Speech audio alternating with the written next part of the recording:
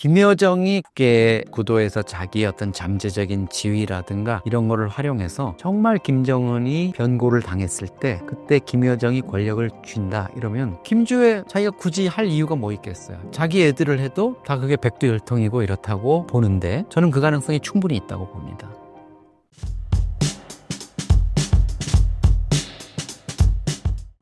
네, 이영종입니다. 여러분들 지금 뭐 정세도 어수선하고 안팎으로 뭐 미국 또 중동, 북미 관계도 뭐 새로운 국면으로 접어들고 있는 것 같습니다. 여러분들과 좋은 정보 또 소식을 나누면서 올 한 해도 함께 하겠습니다. 감사합니다. 최근 러우 전쟁에서 북한의 무기들이 공개되었다고 하는데요. 어떤 내용인가요? 네, 저도 사실 북한이 이거를 우크라이나 전에 들고 나와? 야, 이거 정말 잔머리 쓰는 데는 북한이 정말 선수다. 이런 느낌을 받았어요. 지금 이제 영상으로 보시는 건데요. 우리가 보기에는 뭐 민간 화물 트럭인데 저게 뭐가 신기하지? 이런데 위에 보시면, 적재함 위에 보면 뭐가 이렇게 굴뚝 같은 게 한 다발로 이렇게 엮여 있는 게 보여요. 이게 이제 북한이 방사포라고 하는 미사일인데 122mm 미사일을 6개씩 엮어가지고 지금 2개 이렇게 덩어리를 놔뒀잖아요. 이 민간 트럭에다가 왜 이런 걸 실었을까? 이게 우크라이나의 한 그 민간 텔레그램 매체가 그 현지에서 찍어가지고 북한이 드디어 이거를 가지고 나왔다 이렇게 얘기한 거거든요. 그러면 이게 어떤 거냐 한번 살펴보면 지금 이 우크라이나 매체에 보면은 오른쪽 사진이 지금 2023년 9월에 북한이 정권 수립 75주년 열병식을 김일성 광장에서 하는 모습인데 2개, 왼쪽에 있는 우크라이나에서 촬영된 영상하고 뒤에 있는 오른쪽에 있는 트럭이 똑같은 걸 아실 겁니다. 용악산 샘물이라는 글자만 지워졌죠. 그러니까 북한이 2년 전에 김일성 광장 퍼레이드에 등장시켰던 생수 운반차, 용악산 샘물 운반차로 위장한 이 다연장 로켓포, 방사포 무기를 우크라이나 전에 보낸 겁니다. 자, 조금 더 확대된 이제 사진을 보면은 용악산 샘물이라고 되어 있는 이 트럭 적재함 위로 122mm 방사포가 드러나고 있고요. 예, 저기 용악산 샘물 그 적재함 안에 군인 2명이 딱 저렇게 앉아서 유사시에 이제 샘물 운반 차량처럼 민간 트럭처럼 가다가 갑자기 적재함 상부를 열고 기습 공격을 할 수 있는 거죠. 이렇게 되면은 뭐 우크라이나 측이 북한군의 이런 기습적인 공격이나 이런 것들을 방어하기가 매우 어려워질 거고요. 우크라이나나 아마 러시아도 깜짝 놀랐을 거예요. 러시아도 아마 놀랐을 겁니다. 야, 북한이 이것까지 이제 가지고 오나? 뭐 김일성 광장 그 퍼레이드 장면을 제가 다시 좀 그 당시에 거를 살펴봤는데 이 샘물 트럭뿐만이 아닙니다. 보시면은 이렇게 시멘트, 비료 이런 것들을 가득 실은 트럭인 것 같은데 상단 적재함이 이렇게 열리면서 방사포가 이렇게 드러나게 이렇게 구상이 되어 있습니다. 정말 기상천외한 사람들이고 이 북한을 우리가 지금 상대해서 이렇게 같이 살고 있습니다. 한반도에서. 최근 공개된 생포된 북한군 영상은 어떤 내용인가요? 북한군 포로가 지금까지 우리 녹화일 기준으로 생포된 포로가 2명이에요. 한 명은 20살의 이제 병사고 한 명은 26살의 장교입니다. 근데 26살 장교는 이제 영상으로 보면 턱을 다쳐가지고 이렇게 붕대를 해서 말을 잘 못하고 있는데 이 20살 병사가 비교적 이제 다리 부상만 입은 상태라서 여러 가지 말을 하고 있어요. 그리고 국정원 우리 요원이 현지에 가가지고 통역을 겸해서 이렇게 우크라이나의 신문에 같이 동참하고 있고, 그리고 이 20살 병사니까 아무래도 국정원 직원 입장에서는 훨씬 이제 동생일 거 아니에요. 그래서 아마 상당히 이렇게 좀 친분이 있는 이런 상황으로까지 좀 발전이 돼가지고, 뭐 그 20살 병사 입장에서는 외롭고 힘들고 지금 막막할 거 아니에요. 자기 이 저거에 대한 불안감도 있고, 그래서 아마 좀 라포가 어느 정도 형성되는 것 같은데, 북한군 병사 포로가 지금 많은 정보, 이야기들을 지금 우리한테 전달해주고 있습니다. 북한으로 돌아갈 것인가 라는 질문에 여기 우크라이나 사람 좋은가요? 여기에 살고 싶다 등의 반응을 보였는데 그 의미가 무엇인가요? 일단 이 북한군 병사 입장에서는 자기가 북한으로 돌아갈 수 없다는 거를 현실적으로 깨달은 것 같아요. 북한은 사실 포로가 되는 거를 되게 어떤 수치스러운 걸로 여기고, 여러 가지 뭐 절대 포로가 되면 안 되는 이런 상황들을 지금 강요하고 있거든요. 거기다가 사실은 우크라이나 당국이 원래는 이렇게 포로를 신문하거나 이런 장면을 공개하면은 안 돼요. 그거는 이제 제네바 협정, 포로와 관련한 이런 협약에도 그 포로의 신원이나 이런 걸 미디어에는 공개하면 안 되게 돼 있어요. 근데 뭐 지금 러시아나 우크라이나나 뭐 인정사정 볼 것 없이 지금 끝장까지 가는 이런 단계니까 이런 아마 심리전 차원에서 했는데, 이 병사가 그 신문 과정에서 북한으로 간다는 거 이런 게 엄두가 안 나니까 사실은 그냥 정말 좀 불쌍하더라고요. 너무 어리니까 지금 상황 파악도 제대로 못하는 것 같아요. 그러니까 한국으로 갈래요, 우크라이나에 남을래요, 북한으로 갈래요, 이런 의사표시도 못하고 첫 답변이 여기 우크라이나 사람들은 좋은가요?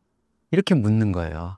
근데 자기가 우크라이나에서 어떻게 살 수 있겠어요? 그리고 북한으로 돌아가는 것도 어려우면 저는 결국은 이 병사 같은 경우에는 한국으로 와야 되고, 그러기 위해서 또 우리 정부가 여러 가지 노력을 해야 된다고 보고요. 젤렌스키 대통령도 지금 이 친구를 이렇게 그냥 뒷감당하지 못하게 이렇게 공개를 해버린 마당이면 북한으로 보내버린다는 거는, 또 러시아와 포로를 교환한다는 거는 결국 이 병사를, 이 포로를 죽음으로 내모는 거예요. 돌아가서 뭐 100% 그 살 수가 없고 가족들까지도 큰 피해를 보는 상황이기 때문에 제 생각으로는 더 이상 그 언론에 공개하거나 이러지 말고 한국으로 조용히 이렇게 갈 수 있도록 조치를 하는 게 필요해 보입니다.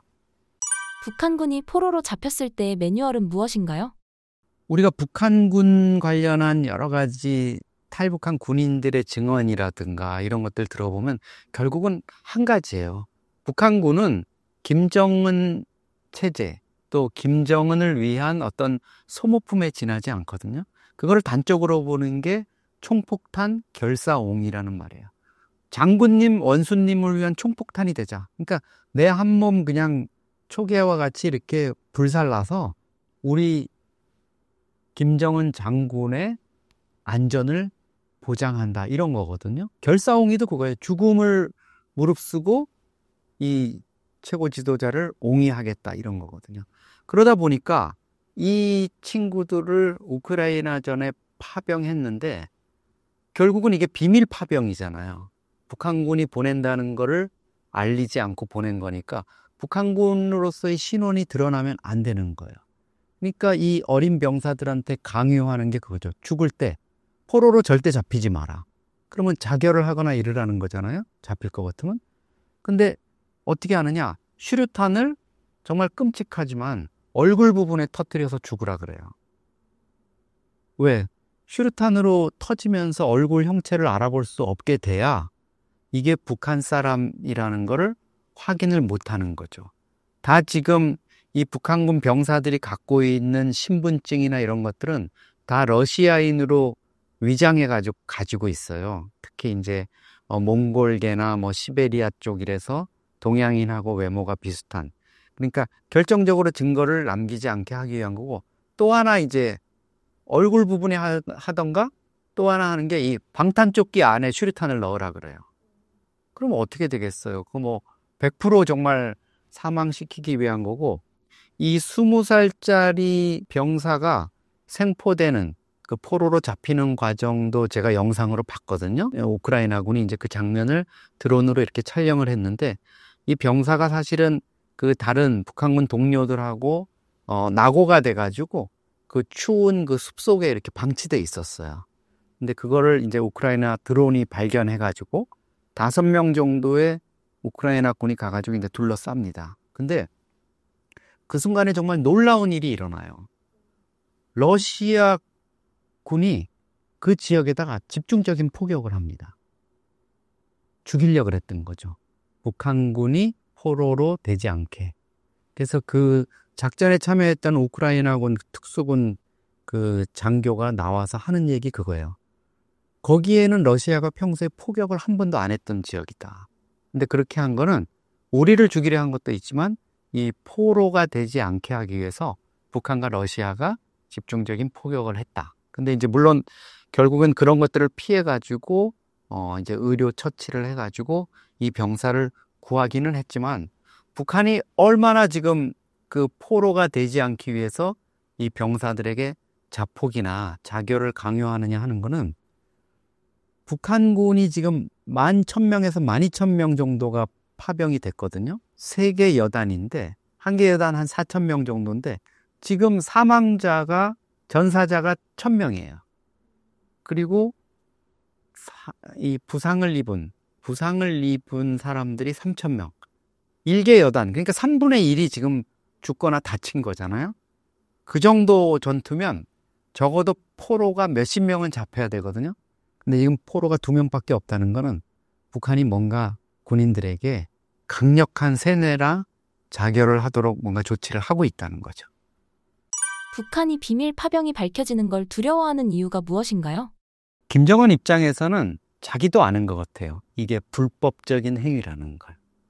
그러니까 북한이 여러 가지 강변을 합니다. 작년 그 6월에 푸틴이 평양을 방문해서 김정은과 푸틴이 전략적 동반자 관계 이런 것들을 명시하는 이제 북러 신조약을 맺거든요. 그 조약에 따라서 어느 한 국가가 침략을 받으면 군사적인 원조를 할 수 있게 돼 있기는 해요. 그러면서 거기에 또 유엔 헌장 51조까지 거론을 해요. 유엔 헌장 51조를 거론하는데 유엔 헌장은 침략을 당한 국가를 돕는, 우리가 6.25 때 침략당하니까 이제 유엔 구성원이 우리를 도왔듯이 그런 것들을 용인하는 거지, 러시아처럼 푸틴처럼 우크라이나를 불법 침공했는데 북한이 돕는다? 이거는 불법 행위에 가담하는 거거든요. 김정은도 그런 걸 잘 알고 있기 때문에 북한 군인들을 북한 군복을 입혀서 북한 인공기를 달고 북한 지휘관의 지휘를 받으면서 가는 정식 파병이 아니라 러시아 군복을 입혀서 러시아 신분증으로 해서 몰래 지금 파병을 하는 거죠. 현재와 같은 상황에서 우리 정부의 방침은 어떤가요? 기본적으로 우리 통일부, 외교부는 조금 신중한 입장인 것 같아요. 우리 헌법상으로 분명히 이 북한 군인은 우리 국민이에요.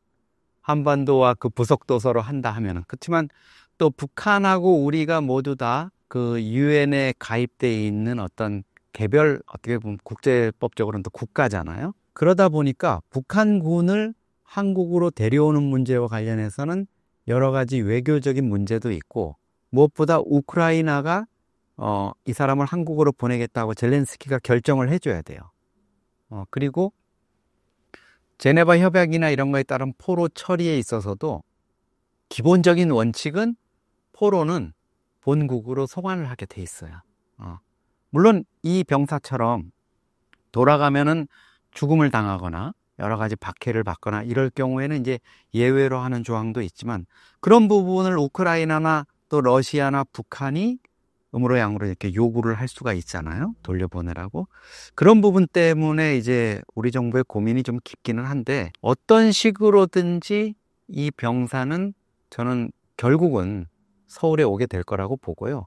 아마 이 병사 같은 경우는 상징적인 그게 있기 때문에 본인이 뭐 절대 나는 공개를 더 이상 원하지 않는다 이러면 어쩔 수 없겠지만, 어느 정도 다른 탈북 귀순한 사람들처럼 기자회견을 공개적으로 하거나 뭐 유튜브나 또 방송을 통해서 자기 입장을 이렇게 얘기할 수도 있을 거라고 봐요. 왜냐하면 본인이 겪은 게 있을 거예요, 아마.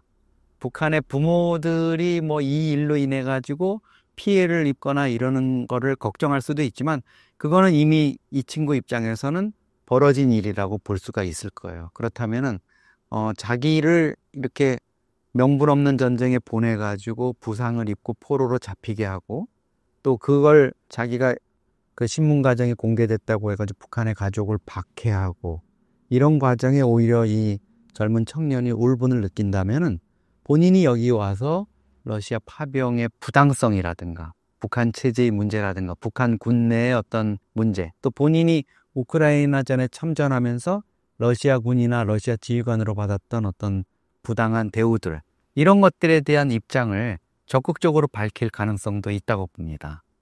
만약 북한군 포로가 내막을 폭로할 경우 그 파장은 어떤가요?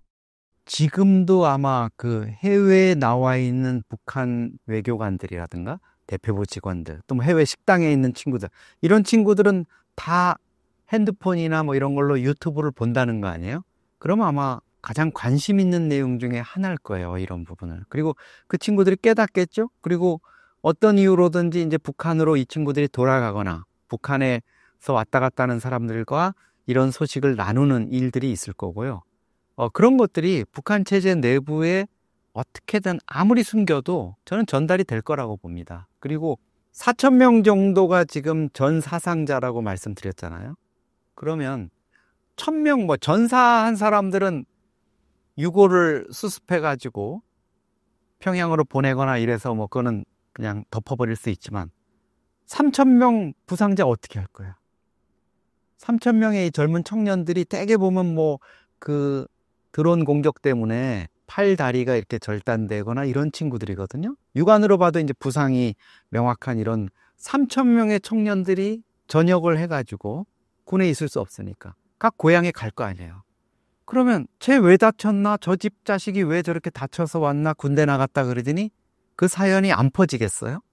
그러면 나라에서 우크라이나에 장군님이 군인들을 대량으로 보냈는데 거기서 떼죽음을 당하고 저렇게 다 부상병이 돼가지고 왔다. 이런 소문이 퍼질 거 아닙니까? 그러면은 그 동료들이나 이런 젊은 세대들이 예전 엄마, 할아버지 세대랑은 달라요.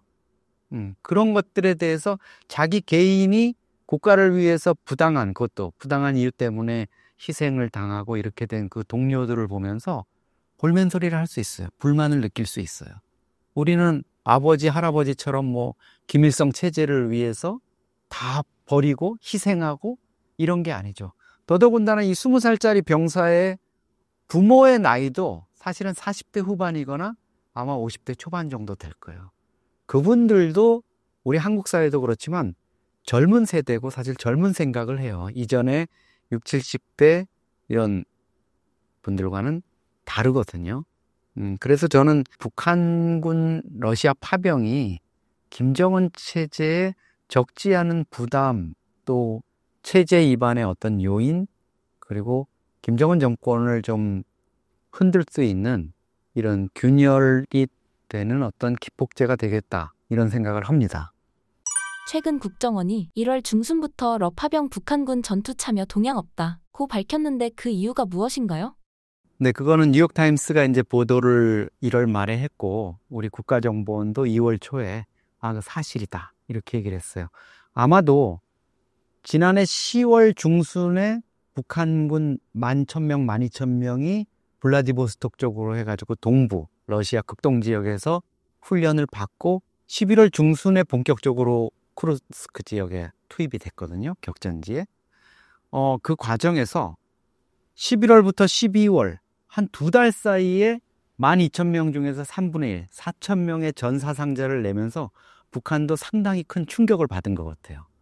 이게 우리가 북한에서 최정예군이라고 폭풍군단 11군단을 데리고 왔는데 이 우크라이나의 전쟁 상황이라든가 드론이라는 어떤 신무기체계에 대한 대응이라든가 이런 것들이 우리가 부족했구나. 전술이나 전략을 다시 짜야 되겠다. 그렇지 않으면 이 군 12,000명이 다 전멸할지도 모르겠다. 이런 우려가 있었고, 거기에 대한 어떤 전략 전술적인 판단 때문에 지금 일단 병력을 뺀 것 같아요. 그래서 아마 다시 전열을 재정비하면서 좀 새로운 그런 거를 모색하는 것 같고, 특히나 그 젤렌스키 대통령도 밝혔지만 우크라이나군이 쿠르스크 지역에 있는 러시아 사령부를 공격을 해가지고, 미사일 공격을 해가지고 러시아 군 지휘부뿐만 아니라 거기에 같이 있던 북한군 장교들도 상당수가 사망을 했다 그러거든요.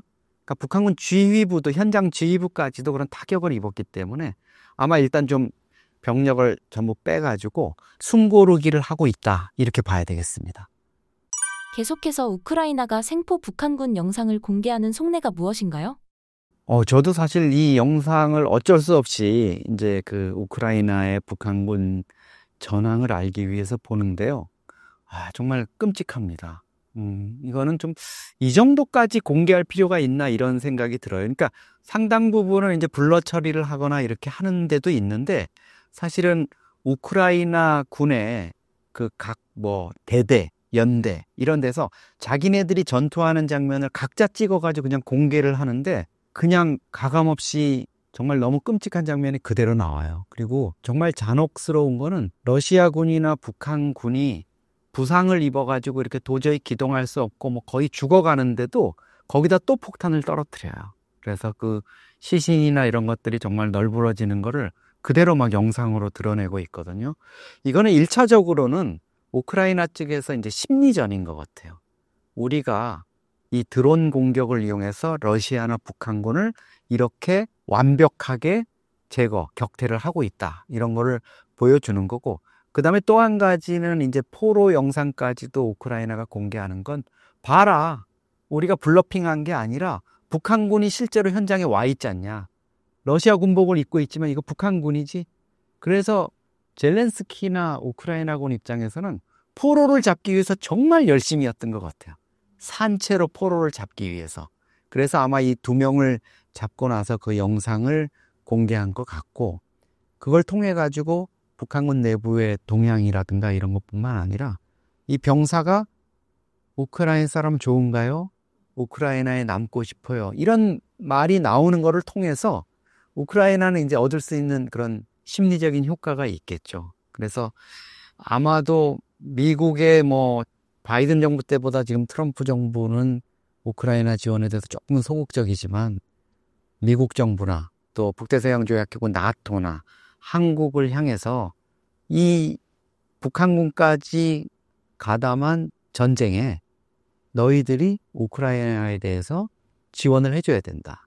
한국에 대해서도 우리는 지금 비살상 무기만 제공을 하고 있거든요. 근데 공격용 무기, 포탄이라든가 이런 것들을 직접 지원해달라고 지금 어필을 하고 있는 것 같습니다. 러우 전쟁 이후 가까워진 북러 관계에 대해 어떻게 평가하시나요? 북한과 러시아는 원래는 조금 소원했어요. 사실 소련 해체 이후에 러시아가 되게 어려웠잖아요. 그럴 때 이제 북한은 러시아에 대해서 사회주의 배신자, 근데 이제 개혁개방으로 나가고 이렇게 하니까 계속 그렇게 했어요. 그때 생각은 뭐였겠어요? 러시아로부터 얻어먹을 게 없다. 좀 힘도 없고 이러니까. 그리고 이제 중국에 찰싹 붙었잖아요. 2018년 봄에 남북 정상회담을 하거나 심지어 이제 북미 정상회담을 하기 전에도 김정은이 부부 동반으로 베이징에 가가지고 시진핑 부부를 만나가지고 마치 회담하기 전에 먼저 가가지고 보고하고 결과 나오면 또 숙제검사 맡으러 가는 이런 모양으로 북중 관계가 아주 긴밀해졌죠. 근데 사실 시진핑이나 중국 지도부 입장에서는 고민이 있어요. 김정은이 2013년부터 2012년부터 본격적으로 집권하면서 아버지 때 2번밖에 안 한 핵실험을 4번이나 했잖아요. 그래서 6차례 핵실험을 완성했고 핵 보유국이라고 주장을 하고 ICBM도 계속 쏘고 이렇게 하는데 유엔은 계속 대북 제재를 하면서 중국 너희 동참해. 왜 안 하니? 너 시진핑 너 미국하고 같이 G2라면서 그러면 국제적인 책임을 다해야지 하고 압박을 해왔어요. 그러니까 시진핑도 사실 유엔의 대북 제재에 몇 차례 동참을 했어요. 그러니까 북한이 책임 있는 유강국들이 이런 배반적인 행위를 한다고 또 중국 시진핑 체제를 비방하기도 했어요. 그러면서도 중국 입장에서는 제가 아무리 까불어도 우리가 그래도 후견국이니까 달래면서 가야지 이런 느낌이었을 거예요. 그렇지만은 이제 김정은 입장에서는 이런 미국이나 서방의 눈치를 보는 중국보다는 최근에 와가지고 우크라이나 전이나 이런 걸 보면서 이거 푸틴 형님은 시진핑 형님하고 다르네? 야, 이쪽이 더 좋겠다. 이랬는데 마침 시진핑이 우크라이나전 불법 침공을 하면서 세계에서 이제 외톨이가 돼버렸잖아요. 거의 뭐 푸틴 쪽에 선 사람은 벨라루시 정도? 뭐 메갈이 없는 벨라루스 정도 이렇게 했으니까 여기에 이제 푸틴이 말하자면 작년 2월에 우크라이나전에 한 2년 넘기면서 이제 이게 그 우크라이나한테 좀 밀리기도 하고 또 러시아 영토였던 쿠르스크를 우크라이나가 침략해가지고 점령하고 있잖아요, 지금. 이런 상황이니까 이제 김정은 입장에서는 이럴 때 푸틴을 돕고 뭔가 서로 북러 관계를 좀 진전시키면 우리한테 이득이 있겠다. 이렇게 생각을 했던 것 같아요. 그래서 김정은 입장에서는 첫째는 이제 금전적인 이익, 뭐 11,000명, 12,000명을 보내가지고 월 한 2,000불씩 받으니까 1년에 한 3,800억 정도를 지금 현금으로 받아들이고 있거든요. 그러면 하루에 10억씩 생기는 거예요. 계좌에. 그거 뭐 무시 못할 이제 현금이고 지금 달러 가뭄인데 거기에다가 정찰 위성 기술이라든가 이런 것들을 이제 받아들일 수 있는 어떤 두 가지 점이 이제 김정은 입장에서는 매력적이라고 생각했겠죠. 네. 북러 관계가 가까워지는 만큼 북중 관계가 소원해질 가능성은 없을까요? 중국 입장에서는 뭐 당연히 시진핑 입장에서는 김정은이가 얼마나 가소롭겠어요. 이 녀석 물에 빠져서 허우적거리는 거 아버지 죽고 나서 27살에 집권해가지고 불안불안하던 거 내가 뭐 식량 지원하고 여러 가지 지원하고 또 지가 어려울 때 찾아왔을 때 내가 조언도 해주고 후경군 역할 해줬더니 이제 모스크바로 달려가 건방진 녀석 이러면서 요것 봐라 이 녀석이 이게 언제 한번 혼쭐을 좀 내줘야 되겠네 이런 생각을 분명히 할 거예요. 분명히 하면서도 이제 푸틴과의 관계를 시진핑이 또 생각을 안 할 수가 없으니까 그렇다고 뭐 그 김정은이 지금 러시아를 돕는 거를 군대 보내지 마, 포탄 지원하지 마, 우리 쪽으로 붙어 이럴 수는 없잖아요. 그러면 뭐 푸틴하고 한번 해보자는 거니까 그런 상황에서 시진핑도 지금 상당히 이제 상황을 관리하는 것 같고 김정은은 노골적으로 사실 푸틴 편으로 이렇게 돌아서고 있어요. 그래서 기본적으로는 러시아 쪽의 관광객들을 지금 많이 받아들이고 있거든요. 중국은 좀 소원해진 상태에서 그러다 보니까 시진핑 입장에서 좀 화가 나겠죠. 그래서 올 들어와서 한 게 우리가 전혀 생각지도 않았던 중국 노비자. 우리가 그동안에 중국으로 가는 관광객들 많았는데 비자 때문에 불편했잖아요. 해달라고 했는데 중국이 안 해줬었어요. 근데 갑자기 중국이 북한이 좀 까분다고 생각했는지 노비자로 다 들어오세요 해가지고 우리 외교부도 사실 이게 뭐야 갑자기 뜻밖의 이런 식으로 이제 받아들인 거예요. 근데 약간 지금 또 최근 며칠 사이에는 좀 수습하려는 분위기? 북중 관계? 이런 게 있어요. 뭐냐면 평양에 있는 중국 대사가 2월 4일 날 평양 지하철을 탔어요. 근데 그냥 이게 뭐 지하철을 그냥 탄 게 아니라 대사관 직원들하고 같이 탄 다음에 지하철을 이용해서 우리 중국 관광객들도 많이 앞으로 관광을 했으면 좋겠다 이러면서 북한 지하철이 다 꼬물이고 낡았는데 몇 개 있어요. 신형 동차 요즘 들어온 게 깨끗하고 너무 벽에 걸린 그 샹들리에가 너무 아름답고 벽에 또 김일성, 김정일 이렇게 벽화 만들어 놓은 거 있잖아요. 그것도 너무 잘 해놨고 막 이렇게 막 띄웠어요. 이런 것들을 보면 김정은을 약간 중국 쪽에서 이제 막 후달구기만 하기보다는 조금 끌어안아야 되겠다 이런 느낌을 갖는 것 같아요. 김정은이 이제 올해 들어와서 보면 상당히 좀 시진핑 입장에서는 기분 나쁜 짓을 몇 개 했거든요. 푸틴이 신년 연하장 보낸 거는 노동신문에 이렇게 일면에다 크게 싣고 시진핑이 연하장 보낸 거는 다른 저기 동남아 국가 이런 대통령이 보낸 거랑 같이 묶어가지고 이렇게 했어요. 완전히 중국과 러시아를 바꿔버린 거죠. 그럼에도 불구하고 중국이 약간 전략적으로 이렇게 다가서는 거는 역시 이제 북중 관계의 그 복원 아니면 북중 관계가 더 이상 악화되는 것이 결코 바람직하지 않다 이런 거를 시진핑도 느끼겠지만 아마 김정은도 그걸 더 이상 악화시키면 안 되겠다는 거는 아마 공감을 하고 있을 거로 봅니다. 과거 중국의 김정은 길들이기 전략은 무엇이었나요? 기본적으로 중국은 정치적인 제재나 압박도 있지만 경제적인 걸로 북한을 길들이고 있어요. 그러니까 숨통을 조이는 거죠. 북한하고 중국의 관계는 김정은이가 아무리 부인하고 발버둥을 치고 뭐 푸틴의 바짓가랭을 붙잡아도 이거는 비교가 될 수가 없는 거예요. 그러니까 코로나 시기 이전도 그렇고 그 이후도 그렇지만 북한의 대외 교역 중에서 중국이 차지하는 게 80% 이상이에요. 코로나 때는 거의 뭐 90% 이상, 95%까지도 갔다는 이런 통계도 있는데, 그러면 러시아하고 북한의 관계는 어떻냐? 북한의 경제 교역에서 러시아가 차지하는 비중은 얼마냐? 1%가 안 돼요. 이거 보면 뭐 게임은 끝나는 거죠. 그러니까 일시적으로 우크라이나 전 때문에 뭐 북한이 거기에서 좀 뭐 얻어먹을 게 있다고 파병을 하고 이러지만 중국 입장에서는 너가 까불어 봤자지. 중국이 북한에 숨통을 쥐고 있어 이거예요. 그러니까 아무리 뭐 러시아가 주는 밀을 들여오고 뭐 원유를 조금 얻어오고 이런다 그래도 그 원유 얻어오는 거라는 게 결국은 러시아의 유조선이 조그만 유조선이 북한의 유조선하고 공해상에서 만나가지고 밤에 몰래 파이프 연결해가지고 위험한 상황에서 조금 받아오는 거예요. 기름 조금 받아오는 거예요. 그것도 미국이나 일본 또 해상자위대가 다 위에서 위성으로 찍고 있잖아요. 그래서 무슨 배고 뭐 너희는 앞으로 어느 항구는 못 가 그래 제재를 계속 하잖아요. 근데 중국 입장에서 보면 중국 따칭 유전에서 송유관으로 북한 쪽으로 기름이 들어가잖아요. 그거 며칠만 잠궈도 북한이 난리가 나는 거 아니에요? 해외 뉴스에 막 나잖아요. 중국이 따칭 유전을 담궜다.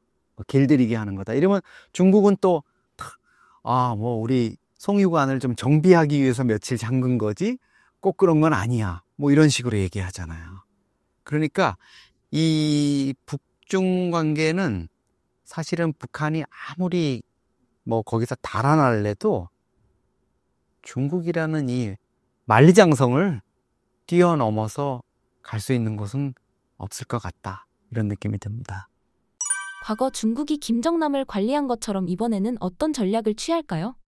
북중 관계는 2013년 12월에 장성택을 김정은이가 처형하면서 상당히 좀 기본축이 많이 흔들린 거는 사실이에요. 장성택은 오랜 기간 북중 관계에서 어떤 키맨 역할을 하면서 친중파들, 북한 내 친중파들의 어떤 핵심 세력이었잖아요. 그 과정에서 장성택은 김정일의 아들, 장남인 김정남, 그러니까 김정은하고는 이복 형제죠. 김정남을 그 북한의 한때는 후계자 1순위였으니까 중국의 원로 그룹들이 이 김정남, 장성택 이쪽 라인을 계속 관리를 했던 거예요. 그리고 장성택은 북한의 대중 석탄 수출이라든가 이런 걸 통해서 본인도 배를 불렸죠. 본인들 세력들이 정말 호시절을 누린 것도 있지만 중국과의 관계를 잘 유지해 온 거예요. 어쩌면 그 석탄을 사줌으로써 대북 제재나 이런 상황에서 북한은 또 숨통이 트인 측면도 있거든요. 뭐 중국이 그깟 석탄 없어가지고 뭐 그 북한 석탄을 사오는 건 아니었을 테니까 그런 상황이었는데 결국은 김정은이 집권 2년 차에 장성택을 전격적으로 처형하면서 이 라인이 무너졌다고 볼 수 있죠. 그렇지만 김정남이 이제 죽었다 그래도 북한 내 친중파들은 여전히 아마 상당 세력을 가지고 있을 거라고 보고요. 저는 뭐 김정은 체제가 만약 유고 상황이 빠진다 이러면 러시아와는 뭐 비교가 안 될 정도로 중국이 압도적인 영향력을 발휘할 거라고 보고 있습니다. 그리고 그 과정에서 김정은의 어떤 유고 상황에서 포스트 김정은 체제를 또 집단 지도 체제든 그게 어떤 지도자를 내세우는 거든 군부의 움직임을 뭐 통제하는 거든 중국이 절대적인 영향을 가질 거라고 봅니다. 김한솔이 북한 정권 교체의 잠재적 카드가 될 가능성은 어떻게 보시나요? 저는 뭐 무협지를 많이 봤지만 전통적인 무협지에서 딱 하나 절대불변의 스토리가 있더라고요. 아버지를 죽인 원수는 반드시 갚더라고요. 어릴 때 아버지를 죽이는 누구를 봤다. 그러면 그 어린 소년이 10년, 20년 무예의 고수한테 그 사사를 받아가지고 뭐 검술이나 뭐 이런 거에 도사가 되잖아요. 달인이 돼가지고 결국은 그 원수를 갚는데 김한솔도 저는 그럴 거라고 봅니다. 김한솔이 아버지가 그 말레이시아 쿠알라룸푸르 공항에서 김정은에 의해 가지고 독살을 당하는 그런 상황에서 그 당시에는 본인도 어리고 이러니까 본인의 안위를 위해 가지고 피할 수밖에 없었을 거예요. 그 엄마하고 같이. 근데 지금 김한솔이 1995년생이거든요. 그러면 이제 30세 됐잖아요. 만 30세가 됐으면 이제는 어른이에요. 그리고 김한솔이는 프랑스 뭐 파리 정치대학에서도 공부를 했고 UWC에서도 이렇게 공부를 하고 해가지고 본인의 그 네트워크도 많고, 무엇보다도 저는 뭐 많은 분들이 이제 김한솔이 도대체 어디가 있느냐, 어디 숨어 있길래 이렇게 한 번도 모습을 보이지 않느냐 궁금해 하실 텐데, 이렇게 오랜 기간 동안 북한의 로얄 패밀리, 그것도 이제 김정은의 그 김정일의 혈통이라 볼 수 있죠. 백두 혈통의 일원인 한솔이를 숨겨놓을 수 있는 거는 미국 CIA뿐이 없어요. 미국 CIA가 아마 지금 철저하게 보호를 하고 있을 거라고 보고, 결국은 김한솔은 지금 절치부심하면서 아버지를 죽인 원수 김정은을 제거하고 김정은 정권을 붕괴시키고 북한 체제를 새로운 대안 세력이 이끌 수 있는 이런 것들을 모색을 하고 있을 거라고 봅니다. 그게 이제 김정은이 김정남을 암살했을 때 그 직후에 김한솔이가 여권을 들고 이렇게 나와가지고 내가 김한솔이다 이렇게 안부를 전하는 영상이 있거든요. 그 영상을 제공했던 게 천리마 민방위라는 조직이거든요.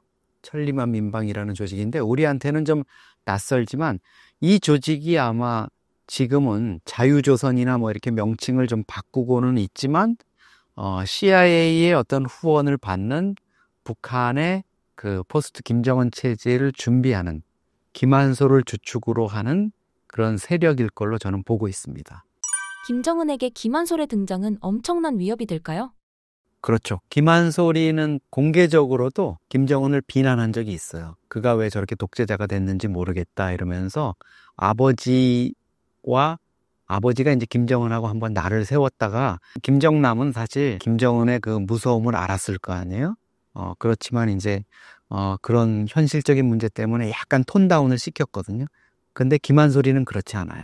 아버지를 죽인 원수라는 그 생각 때문에 계속 이제 독재자라는 말을 뭐 거침없이 했고, 이런 상황이기 때문에 김정은으로서도 마찬가지예요. 김한솔을 반드시 또 제거하지 않으면 본인이 아마 편히 발 뻗고 못 잔다는 걸 알고 있기 때문에 또 마찬가지예요. 김정남을 살해할 때처럼 소위 말하는 이제 스탠딩 오더, 김정남의 아들 김한솔을 반드시 찾아내서 죽여라. 이 스탠딩 오더라는 거는 실행이 돼서 성공을 하기 전까지는 계속 유효한 명령이거든요. 그런 것들이 아마 내려져 있을 거라고 봅니다. 네. 이번 북한 새해맞이 씬스틸러를 단연코 김여정이라 보신 이유가 무엇인가요? 평양에 이제 우리 여의도 같은 능라도라는 섬이 있어요. 뭐 비단 같은 이런 섬이라고 돼 있는데 거기에 5월 1일 경기장이라고 대형 스타디움이 있어요. 우리 월드컵 경기장처럼. 근데 훨씬 더 커요. 15만 명이 들어갈 수 있어요.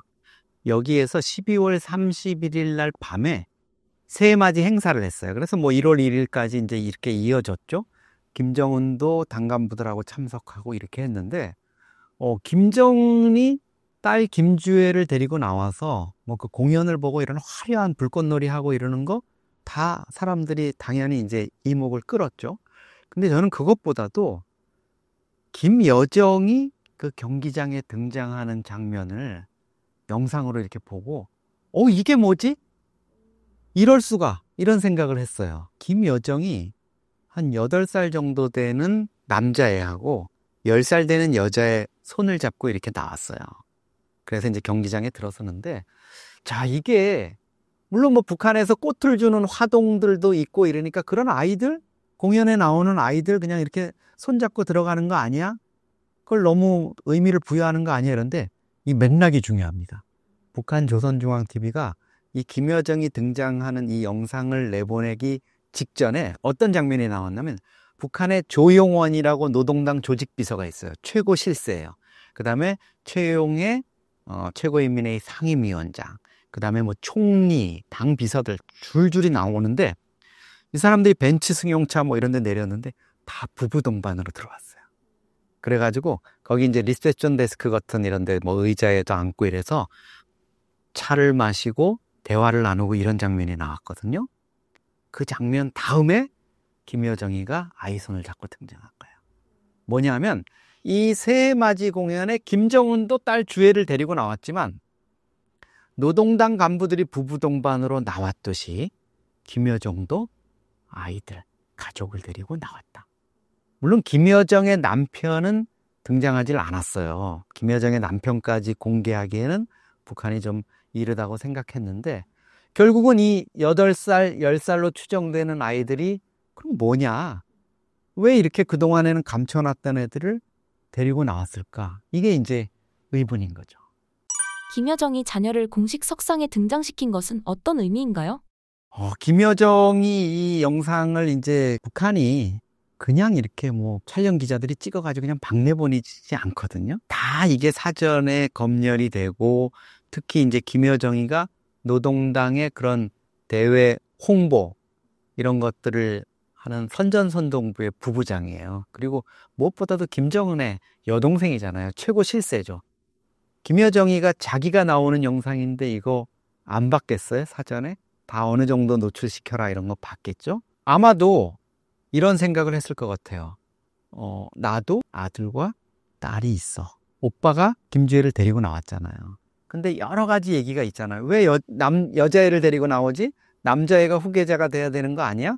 남자애가 뭐 어디가 좀 아프다는 소문도 있던데 여러 가지 설이 있는데 그런 어떤 후계자, 김정은의 후계자와 관련한 여러 가지 우려라든가 이런 거를 불식시키기 위한 플랜 B를 살짝 보여준 것 같아요. 오빠 김정은이의 딸 주애 말고 만약에 여자라서 안 된다 그러고 뭐가 안 된다 그러고 이렇다면 있어. 나 아들 있고 우리 딸도 있어. 자, 봐. 이런 거를 보여준 것 같아요. 물론 이거를 김정은이가 어떻게 받아들였을지는 좀 의문이에요. 김정은이가 이것 봐라? 얘 왜 이래? 야, 여정아 너 뭐 하는 짓이야? 뭐 이렇게 이 영상을 보고 그랬을 수도 있겠지만 뭔가 김여정 입장에서는 그동안의 후계 문제와 관련해서 한때는 자기가 오빠의 뒤를 이은 유력한 권력순위, 영순위였는데 뭐 이렇게도 얘기하죠. 김여정이가 1순위였는데 김주애가 0순위로 나오면서 밀려났다.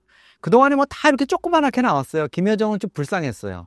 한때는 오빠 옆에서 모든 걸 보좌하고 막 이렇게 했었는데 이제는 보면 뭐 오히려 현송월 같이 이제 의전을 담당하는 친구가 옆에서 막 크게 나오고 김여정은 저기 어디 커튼 뒤에 기둥 뒤에 이렇게 조그맣게 나왔거든요. 그러니까 이런 거를 보고 김여정이가 이제 후계에서 밀려난 거 아니야? 김여정의 권력 내 이 위상이 추락한 것 같다 이런데 김여정이가 이 신년 인사회를 계기로 해서 나 우리 애들 데리고 공개석상에 선보일 거야. 이런 것들을 좀 명시적으로 메시지를 준 것 같고 참고로 이제 북한은 그렇다고 해가지고 뭐 김여정 동지가 자녀들과 함께 들어왔습니다. 아무런 설명을 안 해요. 뭐 조용원 비서가 아니면 총리가 부인과 함께 나타났습니다. 이런 얘기도 안 해요. 그렇지만 이런 영상을 통해서 우리한테 이제 보여주고 주민들한테 점점 보여주는 거죠. 그러다가 이제 어느 날 짜잔 하고 김정은이가 부인 이설주를 처음에 소개할 때도 그랬어요. 2012년에 이제 본격 집권을 해가지고 처음에는 음악 공연 무대에 아무 소리도 없이 그냥 옆에 앉혀놨어요. 그러니까 우리는 저게 또 다른 여동생인가 누군가 뭐 비서인가 뭐 말이 많았잖아요. 근데 아무 설명이 없다가 얼마 있다가 우리 뭐 워터파크 비슷한 능라 유원지에 김정은하고 이설주가 나타났을 때 부인 이설주 동지와 함께 나오셨습니다. 이래가지고 알리거든요. 그만큼 이제 베일에 쌓여 있는 인물들을 김여정이 이렇게 공개했다는 건 김여정 간단치 않은 여자다. 이런 생각이 듭니다. 현재 가장 유력한 후계자 김주애의 4대 세습 과정은 순탄할 것으로 보시나요? 지금 김주혜가 이제 등장한 게 2022년 11월에 첫 등장을 했어요. 미사일 시험 발사장에 등장을 했는데 그동안 한 2년여를 아버지를 따라서 다녔고 사실 한때는 이제 거의 유일한 후계자인 것처럼 이렇게 얘기가 됐는데 국정원이 후계자가 아닐 가능성도 있다. 다른 자녀들, 김정은의 다른 자녀들도 함께 후계 수업을 받고 있는 것으로 파악된다. 이렇게 얘기하면서 약간 좀 초점이 좀 흐려졌죠. 이런 상황에서 이제 김주혜가 그럼 뭐냐? 김주혜가 그럼 확정된 후계자가 아니면 김주혜를 왜 저렇게 데리고 나오고 무슨 열병식 가운데 막 앉혀가지고 정말 후계자인 것처럼 뭐 분장성들이 막 경례하게 하고 이렇게 하느냐? 이런 것들이 있는데 지금까지로 보면 한 절반 정도는 김정은이가 후계자 후보군의 가장 1순위로 내세워 놓은 거는 맞는 것 같아요. 근데 다른 자녀들, 예를 들어서 뭐 아들이라든가 다른 딸이라든가 이런 쪽을 또 유사시에 후계자로 내세울 수 있는 이런 여지도 있는 것 같고, 김정은 입장에서는 지금 여러 가지 이제 테스트를 하겠죠. 누구를 과연 주는 게, 아버지인 김정일도 처음에는 김정남, 장남인 김정남을 후계자로 유력하게 하다가 좀 마음에 안 들었는지 내치고 둘째 김정철, 김정은의 이제 친형인 김정철을 뭐 국가안전보위부의 어떤 중요 직책을 줬다는 얘기도 있고 이렇게 했는데 결국은 그 친구는 이제 건강 문제 때문에 낙마를 하면서 막내 아들인 김정은이가 모든 권력을 잡았거든요. 그만큼 김정은은 아버지의 기질도 닮았고 정치적인 야심이라든가 리더십 이런 거를 갖고 있는 거는 맞아요. 권력에 대한 욕심이 일단 제일 컸을 거고, 아마 김정은도 지금 당장 뭐 후계자 문제가 임박한 어떤 선택이 필요한 상황이 아니기 때문에 조금 시간을 두고 가게 될 것이고, 그 과정에서 결국은 뭐 김정은도 믿을 거는 핏줄 뿐이다 이렇게 해서 자기의 아이들, 결국은 아들이 하나 있고 딸이 둘인 걸로 지금 파악이 되는데, 이 아이들이 한 20살 정도 되는 시점, 이 시점이 되면 이제 후계 구도와 관련한 윤곽을 드러낼 건데, 그 과정에서 정말 엄청난 변수가 있잖아요. 권력이 뭐 김정은 자체가 어떻게 될지도 모르는 이런 상황일 수도 있기 때문에 김여정도 플랜 B로서 모종의 준비를 하고 있지 않느냐. 근데 그거 자체가 오빠의 권력에 도전하는 식이 됐다가는 큰일 나겠죠. 그러니까 김여정으로서는 매우 아주 신중한 행보를 하고 있을 거고, 김여정이 남편을 공개하지 않은 것도 그런 것 같아요. 그러니까 틀림없이 김여정이가 그날 행사를 하는 거 보면 본부석에, 그러니까 헤드 테이블 쪽에 김정은하고 딸 김주혜가 이렇게 앉아 있거든요. 근데 김여정은 애들 없이 혼자 앉아 있어요. 애들은 어떻게 했겠어요? 애들은 어디선가 다른 데서 그걸 보고 있었을 거 아니에요? 그러면 그 아이들을 누가 돌보고 있었을까? 애기 아빠가 돌보고 있었겠죠. 같이 온 거예요. 그러니까 그 간부들이 이 경기장 스타디움에 들었을 때 그 VIP 대기실 같은 데서 김여정이가 문을 열고 나와요. 그래서 이렇게 지켜보는데 그 뒤에 아마 방에 아이들과 남편이 있지 않았을까 이런 생각이 듭니다. 만약 김주의 후계자 세습 과정에서 김여정이 가교 역할을 할 수 있다고 하셨는데 어떤 이야기인가요? 그러니까 김여정이 한때 후계자가 될 거라고 얘기를 했다는 말씀을 드렸잖아요.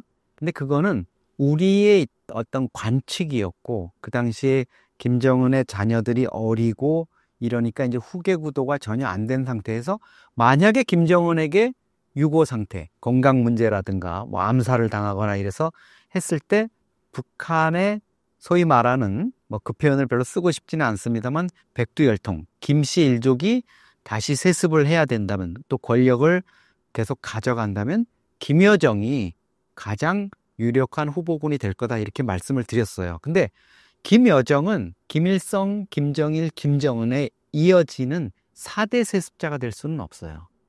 왜냐하면 김여정은 오빠하고 같은 학렬이잖아요. 그리고 북한의 그런 후계자를 어떻게 할 것인가 하는 거를 좀 논리적으로 담아놓은 후계자론이라는 책이 있는데, 그 책에 보면 뭐 수령의 풍모를 닮아야 되고 뭐 이런 여러 가지 그 후계자와 관련한 자질 문제를 이렇게 자격 조건을 얘기해 놨는데 거기에 보면 뭐 이런 제목 이런 얘기도 있어요. 수령의 풍모를 닮았으면 그가 남자이든 여자이든 상관없다. 이런 것도 있어요. 여자가 후계자가 될 수 있는 길도 열려 있는 거예요. 그러니까 우리가 그냥 지레짐작으로 아니면 그냥 탈북민 분들의 그냥 얘기만 듣고 북한은 봉건적인 사회고 가부장적인 사회니까 여자는 지도자가 될 수 없다. 그러니까 김주애는 후계자가 안 된다. 이거는 잘못된 거예요. 북한도 여성이 후계자가 될 수 있는 길을 일찌감치 열어놓고 있어요. 그러니까 그만큼 북한은 이 문제에 대해서 치밀하다는 거죠. 그런 가능성을 다 염두에 두고 만들어놨는데 그 후계자론에 보면 이런 대목이 있어요. 수령의 후계자는 수령과 대를 달리해야 된다. 대를 달리하지만 어떤 문제가 생기겠어요? 이 사람 후계자로 정해놨는데 나이가 비슷해요. 그러면 이 사람 70까지 해먹었는데 후계자가 됐어. 그러면 이 사람 몇 년 하다가 이렇게 되면 소위 말하는 자기들을 노리던 혁명의 후계 문제가 원만히 이어지지가 않는다. 이런 논리거든요. 그러면 김여정이 아니라 김여정의 아이, 김정은의 아이 한 대를 내려가야 4대 세습자가 될 수 있는 거고 김여정은 대신 어떤 역할을 할 수 있느냐? 오빠가 일찍 죽거나 유고 상태가 됐을 때 애들이 너무 어리면 그 사이에 브릿지 역할 그러니까 3대 세습에서 4대로 넘어가는 그 사이에서 3.5세대 지도자 역할, 브릿지 역할은 할 수 있겠죠. 김여정이 가교 역할을 할 때 본인의 자녀를 내세울 가능성이 있지 않을까요? 저는 그렇게 될 수 있다고 봐요. 그래서 이번에 이 애들을 데리고 나온, 자기 애들을 데리고 나온 게 되게 어떻게 보면 뭐 그냥 애들 데리고 나왔지 이렇게 생각할 수도 있지만 야심차다. 그러니까 김여정도 간단한 애는 아니잖아요. 한동안 북한 권력층 사이에서 모든 길은 여정동지로 통한다 이런 말이 있었어요. 우리 뭐 세계의 모든 길이 로마로 통한다는 얘기가 있었지만 그만큼 김여정이 오빠의 후광을 얻고 인사나 조직이나 뭐 간부들의 승진 문제 이런 거를 다 장악하고 있다는 거잖아요. 오빠한테 얘기해 줄 수 있는 사람이 누구겠어요? 애매한 것들 일반 간부나 뭐 현송월이나 이런 사람들이 잘못 얘기했다가는 큰일 날 거 아니에요. 아마 그거는 김정은의 부인인 이설주도 김정은한테 함부로 얘기 못 할걸요? 큰일 날 수 있으니까. 근데 김여정이는 그렇지가 않아요. 오빠한테 제가 보면 할 얘기 안 할 얘기 다 할 수 있을 것 같아요. 왜냐하면 둘은 어릴 때부터 엄마 아빠와 헤어져 가지고 스위스에서 같이 조기 유학을 했잖아요. 정철이, 오빠 정철이도 있었지만은. 그러면 그렇게 엄마 아빠 없이 해외에서 그렇게 외롭게 유학 생활을 하고 이럴 때 김정은 입장에서는 어떤 게 있었겠어요? 이 어린 여동생 내가 챙겨줘야지. 그리고 생모, 엄마가 김정은이가 84년생인데 20살 때 죽었어요. 2004년에. 김여정이 그때 15살이었어요. 5살 터울이니까. 김정은도 20살에 엄마가 죽은, 생모가 죽은 그거에 상당히 위축되고 엄마가 어느 정도 권력을 위한 그런 거를 구축은 해놨다 그러지만 불안했을 거 아니에요. 김정남이나 이쪽 장성택 세력이 죽일 수도 있잖아요. 도전된다고. 그런 상황에서 김여정이라는 자기 하나뿐인 여동생을 끔찍히 챙겼을 거 아니에요? 그럼 지금도 저는 그런 게 있을 거라고 봐요. 김여정은 어떤 잘못을 하고 오빠한테 설사 뭐 좀 기분 나쁜 일을 해도 모든 게 다 용서되고 그냥 웃어줄 수 있는 그런 관계라고 보거든요. 김여정 입장에서는 그런 상황 속에서 자기 나름대로의 어떤 권력의 입지들 이런 것들 전반적으로는 북한이 김정은 유고시의 어떤 플랜 B를 짤 텐데 북한이 김주애가 등장하기 이전에는 노동당 총비서잖아요. 김정은이가. 근데 제1비서라는 자리를 갑자기 만들었어요. 노동당 강령을 개정해서. 근데 그 자리에 누가 임명됐는지는 또 임명됐는지 안 됐는지도 아직까지 밝혀지지 않고 있어요. 근데 우리는 유력하게 김여정이 제1비서라고 보고 있고 이거는 노동당이 김정은의 유고시 후계자로 김여정이 통치를 할 수 있는 노동당 총비서 자리를 옮겨받아서 노동당 당국가인 북한을 이끌어가는 이런 것들을 만들어 놨다고 보거든요. 아직까지도 김정은이 유고시에 대비해서 자기 딸이나 아들한테 이렇게 넘겨놓기에는 역부족인 상황이니까 김여정이 그런 어떤 후계 구도에서 자기의 어떤 잠재적인 지위라든가 이런 거를 활용해서 정말 김정은이 변고를 당했을 때 그때 김여정이 권력을 쥔다 이러면 뭐 김주에 자기가 굳이 할 이유가 뭐 있겠어요. 자기 애들을 해도 다 그게 백두혈통이고 이렇다고 보는데 저는 그 가능성이 충분히 있다고 봅니다. 향후 북한의 후계구도 문제는 어떻게 진행될 것으로 예상하시나요? 후계자론 그것도 마찬가지예요. 북한의 그거를 보고 뭐를 해야 되는데 전문가들도 그런 걸 안 보는 거예요. 저는 그 후계자론 그 책을 이제 다 봤는데 물론 저도 이제 그 박사 논문을 김정은 후계 이거를 쓰다 보니까 그걸 다 보다가 이제 그런 대목을 발견해서 그걸 이제 새로 이렇게 저기를 했는데 그냥 전문가들도 다 그러잖아요. 북한이 얼마나 봉건적인 국가인데 김주에 절대 안 돼 이러잖아요. 근데 김주회가 안 될 수도 있어요. 다른 요인에 의해서. 근데 그거를 여자이기 때문에 안 된다고 하는 거는 넌센스란 얘기죠. 김정은이 북한 무기 홍보에 적극적인 이유가 무엇인가요? 일단은 김정은 입장에서는 푸틴에 대해서 무기를 팔아먹는 우크라이나전 무기 판매로 너무 짭짤한 재미를 본 것 같아요.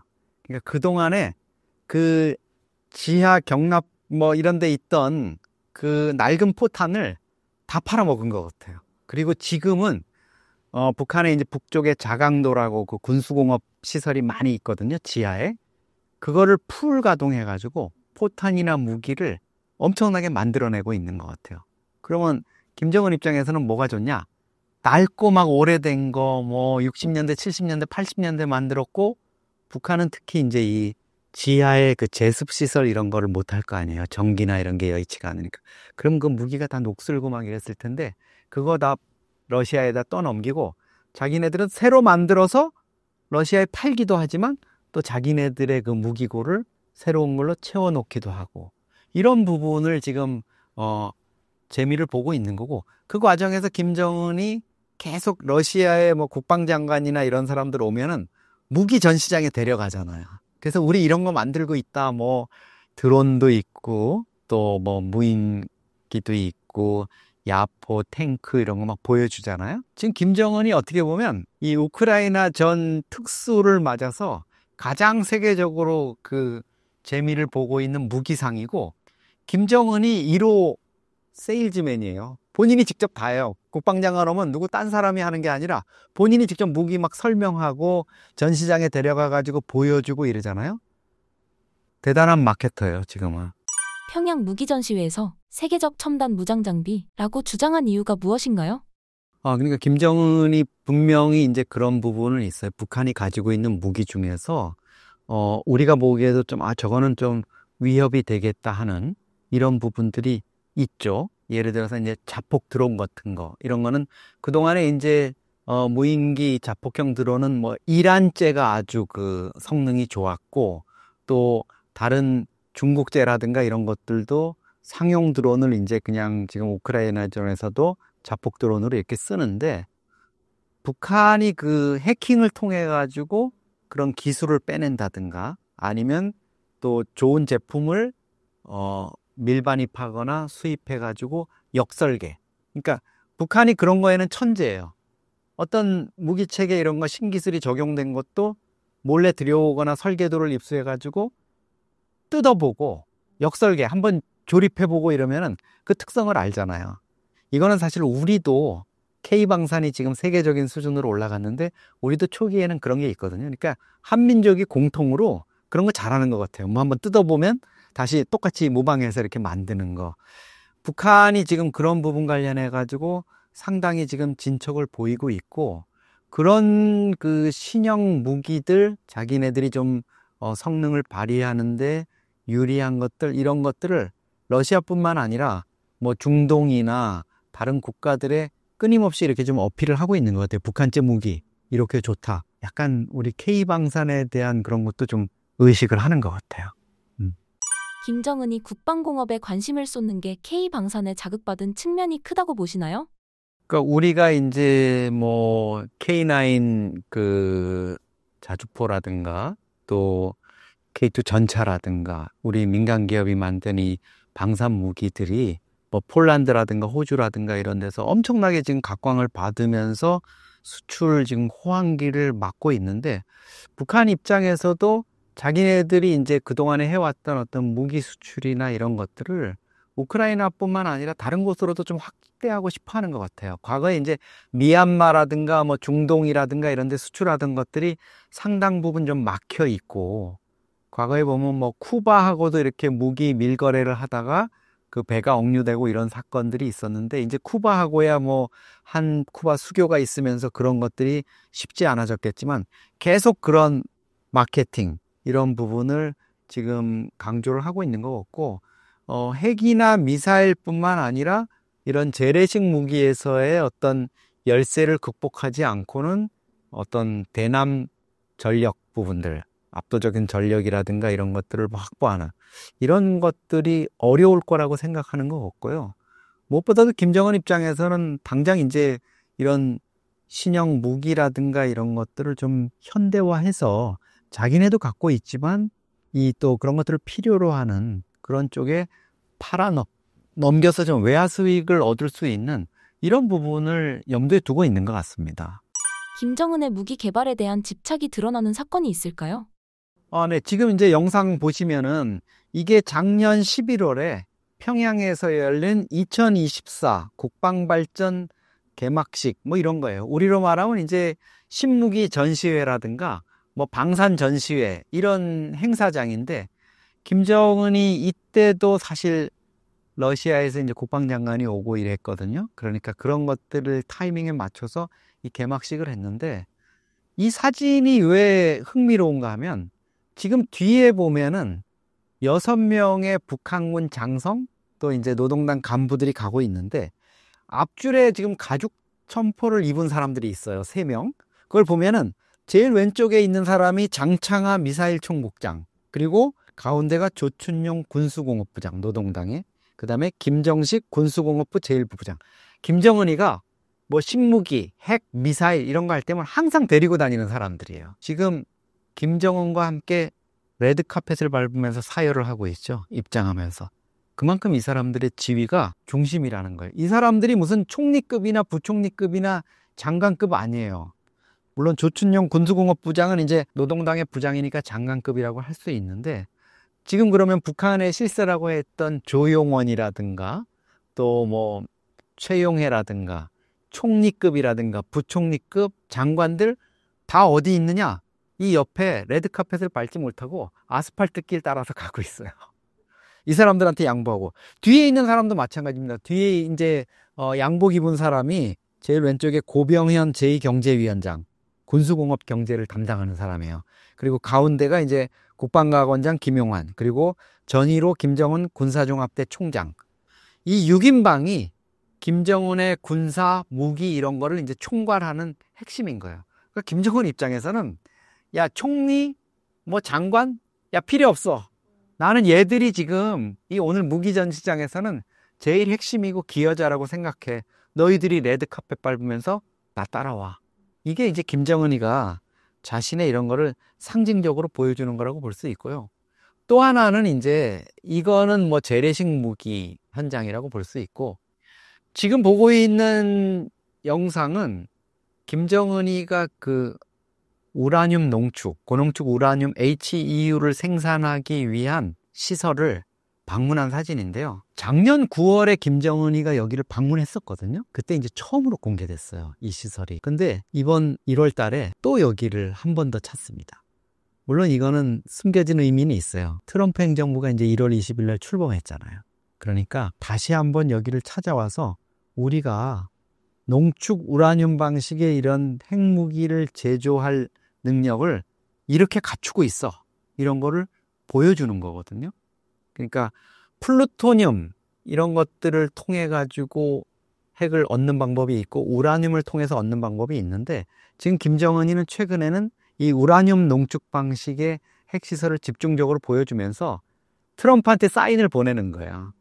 야 지금 뭐 딴 얘기 하지 말고 빨리 지금 북미 정상회담 해야 되는 거 아니야? 그리고 너 뉴클리어 파워라고 우리를 부르기까지 했는데 말로만 그러지 말고 나 만나서 이제 좀 핵 보유국으로 인정하고 아니면 핵을 동결하는 대가로 대북 제재도 해제하고 뭐 좀 우리 살 수 있게 해줘. 이런 메시지를 보내고 있는 겁니다. 지금 이 김정은 뒤로 보이는 우라늄 농축 시설을 보면 아마 어마어마하다고 생각하실 거예요. 저게 뭔가 이러실 텐데, 이게 한 2m짜리의 알루미늄 파이프 수천 개를 공장에 쭉 늘어놓은 거예요. 그러니까 우라늄이라는 게 우리가 핵무기를 만들기 위해서 그냥 광산에서 우라늄을 캐잖아요. 북한이 우라늄이 많이 나는데, 근데 그 중에서 핵 반응을 일으킬 수 있는 우라늄 235는 그 중에 0.7%밖에 안 돼요.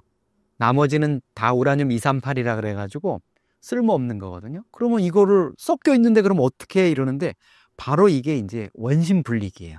이 2m짜리 파이프가 안에 이제 고속으로 회전을 하면서 238은 좀 중성자가 많아서 무거워요.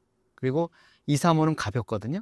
그러면 돌리면 어떻게 되겠어요? 238은 바깥으로 다 들러붙고 가운데 235가 둥둥 떠 있는 그 0.7%를 추출을 해서 무기를 만드는 거예요. 근데 이게 0.7%만 나오는 이거를 얼마를 모아야 되느냐?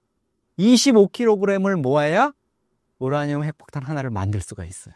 그러니까 여기 보면 지금 이 알루미늄 이 원심 분리기가 끊임없이 늘어서 있잖아요.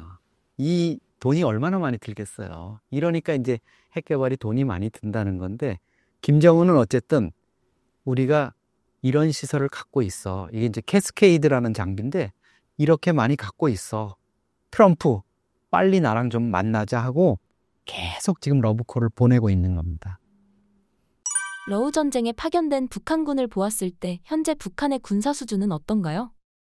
지금까지는 사실 우크라이나에 전해서 북한이 뭐 무기를 직접 보여주고 이런 거는 많지는 않아요. 그동안에 보면은 북한군이 12,000명 정도를 현재 세계 여단을 파병했다고는 그러지만 주로 그냥 개인 학위, 그것도 러시아가 지원한 거를 가지고 그냥 벌판 내달리다 우크라이나 드론에 의해 가지고 이렇게 다 경멸당하는, 그래서 3분의 1 정도 4,000명의 전사상자를 입는 이런 좀 비참한 결과를 낳았기 때문에 그거 자체로는 위협인 점은 없는데, 그동안에 우크라이나 쪽으로 날라온 러시아가 필요로 했던 그 북한이 제공한 무기들, 이런 것들은 보면 형편없는 수준이었죠. 사실 포탄도 옛날에 그 구식 폭탄 낡은 거 이런 것들, 또 불량품 이런 것들을 다 주는 바람에 그게 쏘다가 폭발하거나 이래가지고 러시아 군들이 막 죽고 다치는 경우가 너무 많이 발생한 거예요. 그래서 초기에 러시아 군한테 이런 지침도 내려졌다 그래요. 북한 그 포 쏠 때는 주변에 많이 모여있지 마라. 예.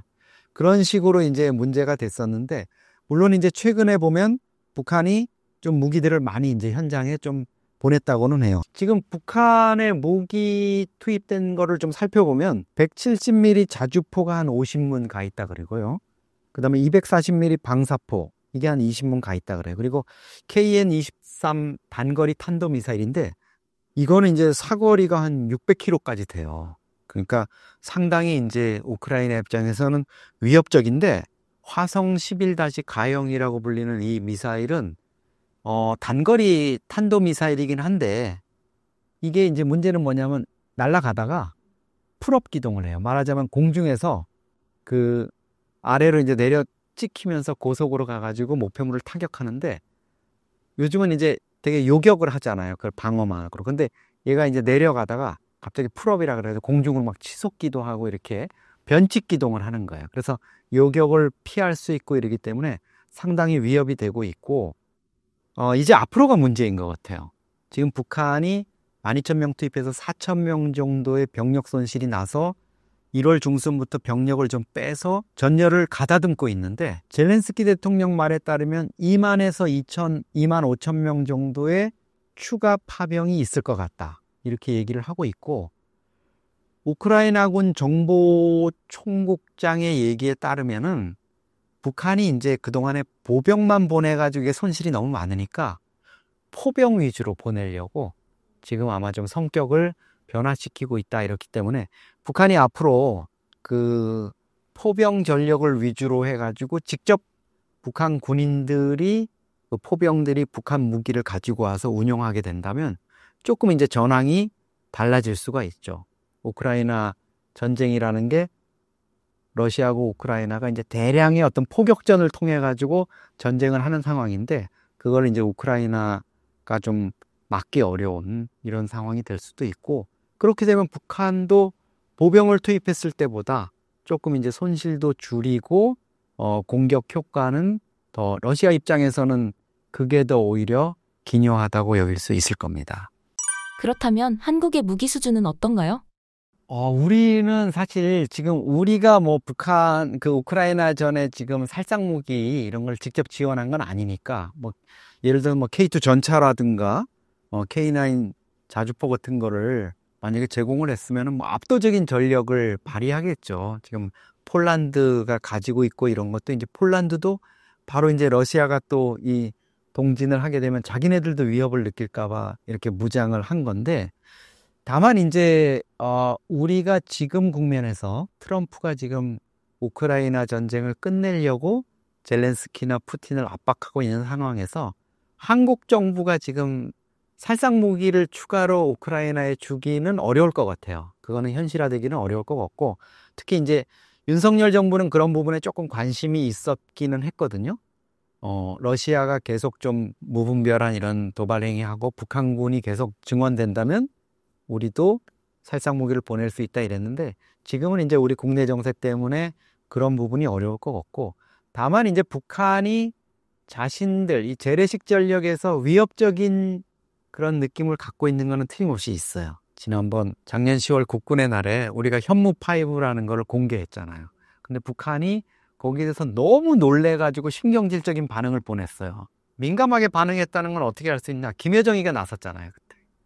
웬만하면 그냥 뭐 국방성이나 이런 데서 했을 텐데 김여정이가 나서가지고 막 그걸 비난했다는 건 그만큼 이제 놀랬다는 건데 뭐 현무5가 아주 극초음속으로 날아가서 그 북한의 그 지휘부 특히 김정은의 집무실이라든가 이런 거를 뭐 지하벙커 몇백 미터까지 파고 들어갈 수 있는 그런 능력을 보여주고 이랬다는 그런 것들이 이제 국내 언론 보도에서 나왔기 때문에 북한 입장에서는 K방산 특히 뭐 현무5라든가 전차라든가 자주포라든가 이런 부분에 대해서 상당히 위협을 좀 느끼고는 있을 겁니다.